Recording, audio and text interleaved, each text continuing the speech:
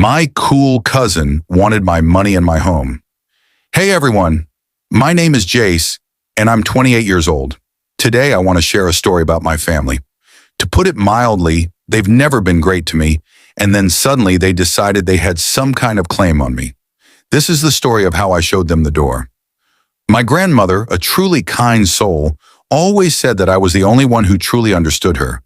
She passed away recently, and it was incredibly difficult for me. In her will, she left me something truly special. And of course, it really ticked off some members of my family. She left me all of her savings. It wasn't a fortune, but it was a substantial amount for me, along with her small, cozy cabin in the woods. It was always my peaceful sanctuary, a place where I felt safe and protected. But as you can imagine, not everyone was happy about this, especially my cousin Bradley, who my Aunt Karen inexplicably considered a genius, and Aunt Karen herself. Aunt Karen called me immediately after the will was read. She was absolutely furious. I could practically hear steam coming out of her ears. Aunt Karen, how dare Grandma leave you that money?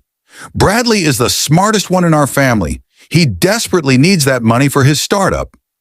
And her genius son Bradley, who hadn't worked a day in his 25 years, was demanding money for his super idea, a revolutionary app for tracking houseplant moods.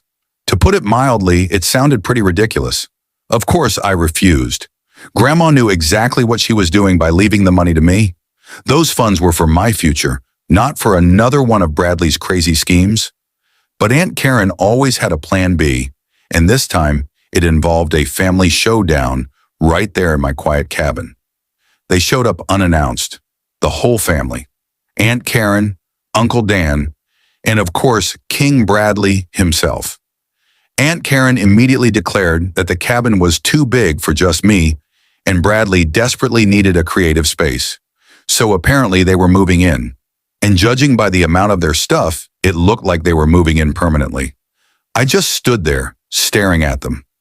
My cabin is only 50 square meters, about 540 square feet, with one bedroom, a small living room, and a tiny bathroom.